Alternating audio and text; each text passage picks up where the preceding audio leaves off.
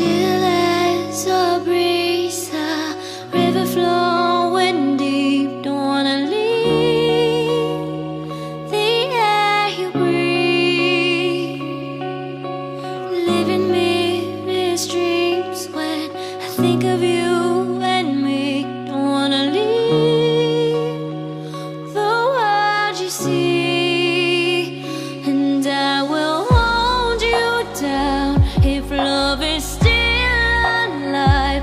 It's all forgiven to my eyes. The tide has turned around. Just listen to the sound. Two hearts beating, beating time. Hey yeah, hey yeah, hey yeah, hey yeah, hey yeah. It's all forgiven to my eyes. Hey yeah, hey yeah, hey yeah, hey yeah, hey yeah. It's all forgiven. You and your wicked ways.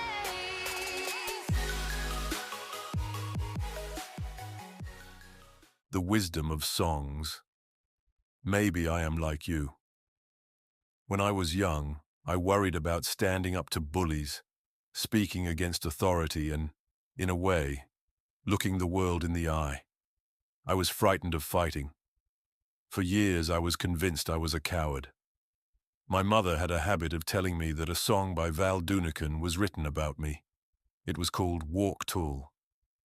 I was 11 or 12 years old in the late 1960s, already unusually tall and painfully shy about it.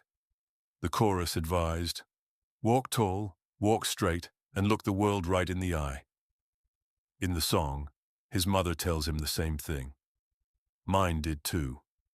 Years later in Los Angeles, I walked up to a dais to receive a football award, and of all the songs in the world, the band began to play Walk Tall. My mother had been dead for many years by then, but for a moment it felt as though she had reached across the decades to remind me of her advice. By 15, I was 6 feet 5 inches tall. In those days, that was uncommon. People were forever asking, "What's the air like up there?" It embarrassed me when I was young, though less so as I grew older. In the early 70s, a girl I knew, Karen, used to let me sit in her house and use her cassette recorder so I could copy songs from her stereo.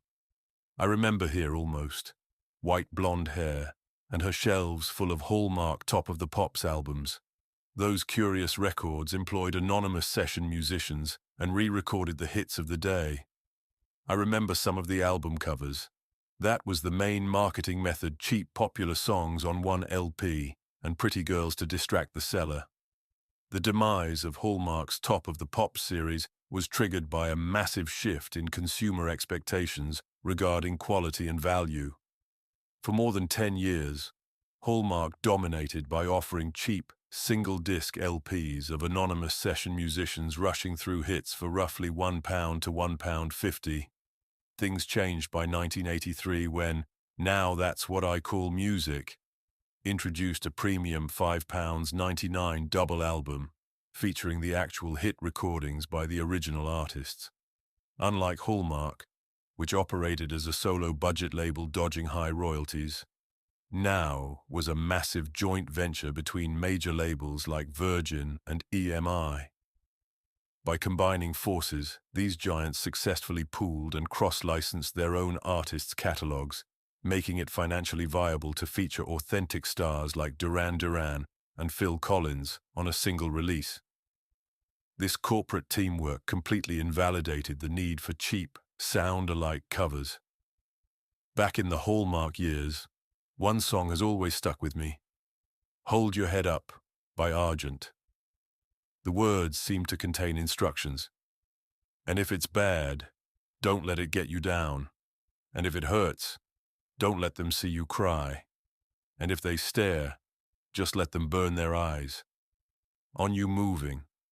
And if they shout, don't let it change a thing that you're doing. Looking back, I realized that much of what I thought it meant to be a man came not from grand speeches or books, but from hundreds of small impressions like these: a remark from my mother, a song on a record player, a lyric copied onto a cassette tape. Together, these songs became the unwritten rights I adopted. Hold Your Head Up has lived in my consciousness for 40 years. Walk tall. Hold your head up. Don't let them see you cry. Don't change a thing. Later in the early 80s, Muddy Waters and George Thorogood had music lessons to share. Now, when I was a young boy, at the age of 5, my mother said I was going to be the greatest man alive. But now I'm a man, way past 21. Want you to believe me, baby. I had lots of fun. I'm a man. And all you little girls, sitting out at that line, I can make love to you, woman, in 5 minutes' time. Ain't that a man? George had another lesson for me that I ate whole. He writes, I broke 1,000 hearts before I met you. I'll break 1,000 more, baby, before I am through. I want to be yours, pretty baby. Yours and yours alone. I'm here to tell you, honey, that I'm bad to the bone. Both of these songs have been critiqued, of course. Feminists and intersectional theorists allow Muddy Waters' song as being fundamentally anti-racist.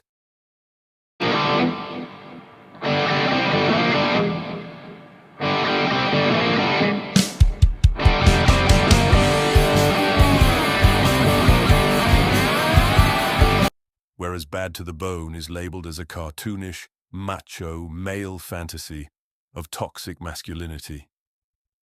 How many times have we seen that trope about white male ideas or activities and, of course, songs?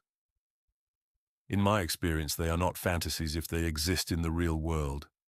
Sitting in a bar one afternoon with a few friends, we discussed relationships.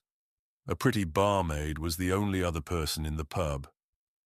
I remember as we drank a few pints joking about the idea that once a man gets bored of having sex with the same woman, imagine the technology to change her brain to a new body. Of course, that assumes that you like the woman, but just get bored of fucking the same body. I said that I thought it would prevent lots of divorces. During the entire time I was joking around with this idea, the barmaid was interjecting and complaining about me objectifying women.